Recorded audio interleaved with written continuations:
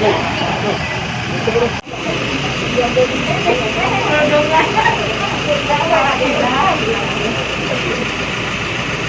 cara menggunakan dia kami buat mulai nih. Jadi meja langsung ditinggal Pak. Itu siapa yang buat itu? Itu. 10.000.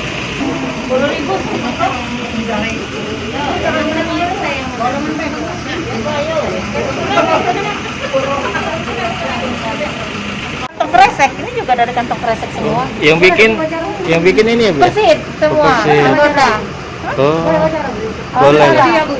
Ini yang iya boleh. Tapi dia nunggu ini ya, ibu ketuanya nanti. Aku mau cari cara pembuatan ini. Ini cara pembuatan. Nah ini hasilnya tadi dibawa ibu ini kan, itu semua dari kantong plastik. Oh. Bekas ibu, saya sebagai ibu wakil. Oh wakil. Ya. Ini kertas semua Bu. Ini dari kantong kresek. Kantong kresek. Ya, ini jadi ada yang dibikin bunga-bungaan tuh, anggrek, aglo kan. Ada yang bikin baju itu juga dari kantong. Terus ada aksesorisnya juga. Terus berapa lama Bu? Berapa lama pembuatannya Bu? Pembuatan sebentar Bu. Ya, lama kan?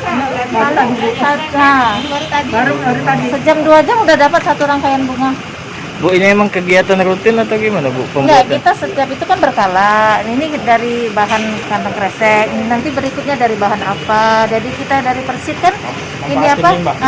Melihat ini kan. Semakin hari kita semakin mencari yang bisa diinikan, inovasi kan. Yang sudah kita bikin keterampilan aksesoris, kalung, kayak itu kan, bros. Nah, ini bunga-bungaan sudah kita lombakan. Itu baju. Sudah, ini semua yang dipajang ini. Yang tadi 250 satu rangkaian bunga anggrek, 250. Bajunya?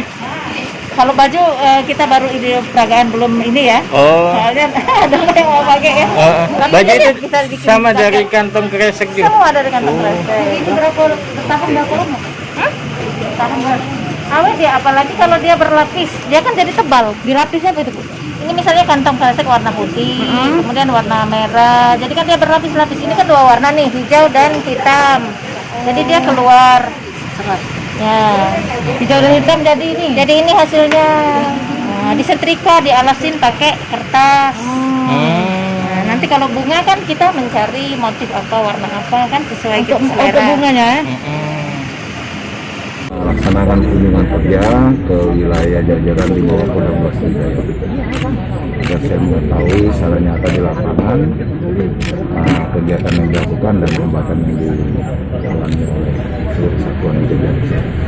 Dari kunjungan perjalanan sementara ini semua tugas yang diberikan oleh pimpinan sudah berjalan dengan baik. Contohnya karhutla bisa kita minimalisir.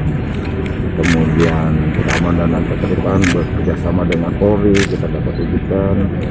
Ya walaupun masih ada di sana sini, tapi kan untuk kualitas dan kuantitasnya sudah ada berkurang. Ada pesan yang disampaikan buat koordinasi? Tetap lakukan yang terbaik untuk kepentingan masyarakat, bekerjasama dengan seluruh instansi, terutama dengan Pemda, Polri, dan seluruh instansi yang ada di wilayah.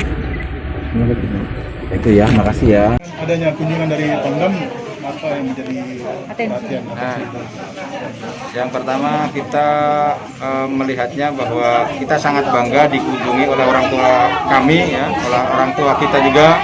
Bapak Pangdam 2 Sriwijaya telah berkunjung ke Kodim 0402 untuk memberikan motivasi kepada kami dalam melaksanakan tugas dan juga untuk menjaga agar keluarga besar Kodim 042 Oki ini bisa berjalan dengan tertib, aman dan lancar, baik dalam tugas maupun dalam kehidupan rumah tangga masing-masing.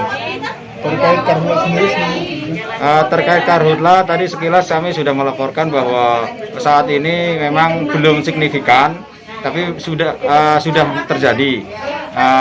Kami sudah berupaya untuk meminimalisir terjadinya kebakaran hutan dan lahan. Ya salah satunya dengan cara ya kami mempunyai alat berat, ya kami optimalkan untuk kami hanya mempunyai satu.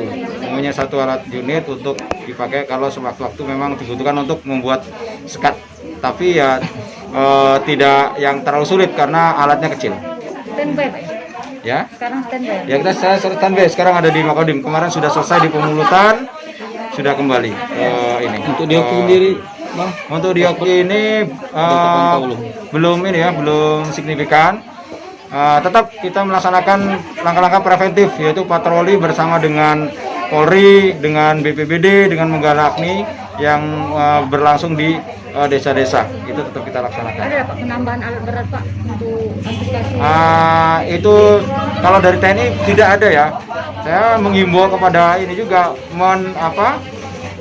menekankan kepada BPBD, seharusnya BPBD mempunyai alat itu sehingga kalau dibutuhkan cepat ya. Dan saya menghimbau juga kepada perusahaan-perusahaan yang mempunyai lahan-lahan konsesi ya agar dijaga dan standby kan selain alat pemadam juga alat berat itu ya, karena untuk mencegah agar jangan sampai meluas. Jadi ya perusahaan-perusahaan yang ada di Oki ya harus siaga juga untuk mempunyai alat berat paling tidak untuk membuat sekat kanal gitu. Sejauh ini koordinasi dengan pihak yang terkait bagaimana? Baik ya, jadi kami terus melaksanakan koordinasi ya via telepon ataupun bertemu agar kita selalu mengingatkan kepada kita semuanya agar menjaga lingkungan atau menjaga lahannya masing-masing ya, baik yang konsesi maupun yang sekarang mungkin lahan kosong yang paling bahaya kan, tidak yang punya, tapi pada saat nanti sudah selesai kebakaran baru banyak mengakui. Nah ini yang tidak kita sukai seperti itu. Himbauan kepada masyarakat Oki dan OI agar ya jangan membuka lahan dengan cara membakar.